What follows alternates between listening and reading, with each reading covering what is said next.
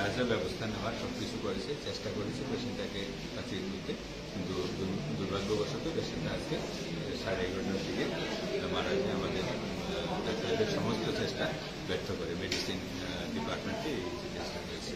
তো এই ইনসিডেন্স হওয়ার পরে পেশেন্ট পার্টি কিছু কিছু লোকজন, আমাদের যে চিকিৎসকরা ছিলেন, আমাদের মধ্যে একজন ফার্স্ট ইয়ার পিজিটি ছিলেন এবং আমাদের নার্সিং স্টাফরা ছিলেন, ওনাদের উপরে চড়াও হয়েছে, ওনাদেরকে ফিজিক্যালি হেনস্থা করেছে। তো ওই সমস্ত কিছু করাতে স্বাভাবিক কারণে এখানে একটা গোলমাল হয়েছে। ডিপার্টমেন্ট থেকে একটা কমপ্লেন জানানো হয়েছে এমএসের কাছে। তো অ্যাকর্ডিংলি টেলিফোনে যখন আমাকে জানানো হয়, আমি ওসির সঙ্গে যোগাযোগ করে ওসিকে অনুরোধ করেছি দেখার জন্য। ওনারা সঙ্গে সঙ্গে এসেছেন, দেখেছেন। তারপরে এখান থেকে 2 জন মিসক্রিয়েন্টস যারা ছিল ওদেরকে ধরে নিয়ে গেছেন থানাতে।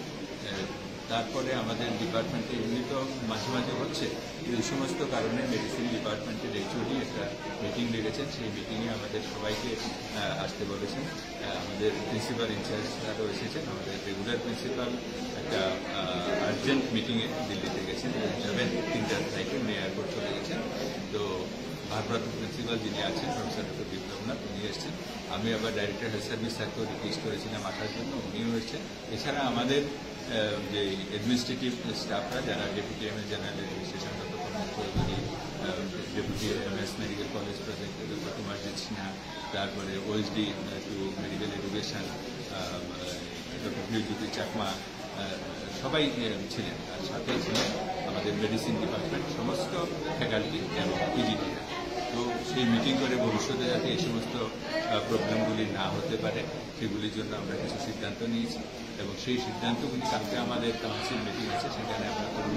আমরা রিকোয়েস্ট করবো আমাদের যে হায়ার অথরিটি সেক্রেটারি স্যার স্যারকে, স্যারও নেই, উনি দিল্লিতে আজকে আসবেন। স্যার এলে স্যারকেও আমরা জানাবো এবং স্যারকেও অনুরোধ করবো কালকে আমাদের যে কাউন্সিল মিটিং থাকবে সেই মিটিংয়ে স্যার যেন আসেন। তাহলে এই সমস্ত আনটুয়ার্ডস ইনসিডেন্টস যেগুলি হসপিটালে হয় সেগুলির ব্যাপারে আমাদের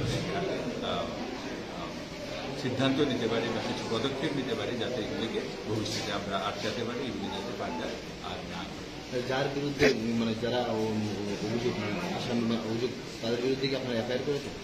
হ্যাঁ, আমরা এফআইআর করবো। আমাদের ওখানে যে কমপ্লেনটা রিটেন কমপ্লেনটা ডিপার্টমেন্ট থেকে গেছে, বাই দিস টাইম আমি তো এখানেই ছিলাম।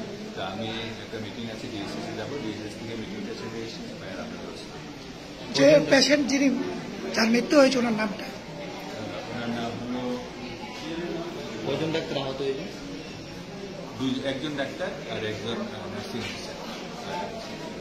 শারীরিক নিগৃহীত করা হয়েছে। হ্যাঁ।